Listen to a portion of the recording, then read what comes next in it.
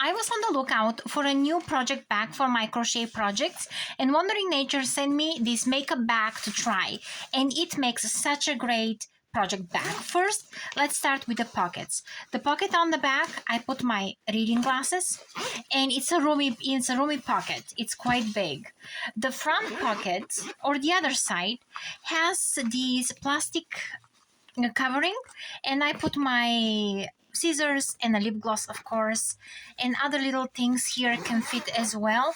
Inside is so roomy, and when you open it, actually it stays like that. It stays open like that because of the construction here of that wire on the side. Look how roomy it is.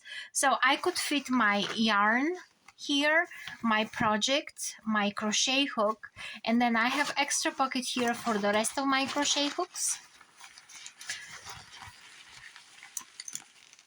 Here on the side I put some stitch markers and my measuring tool, and these are my pretty much my basics here that I always need to have with me.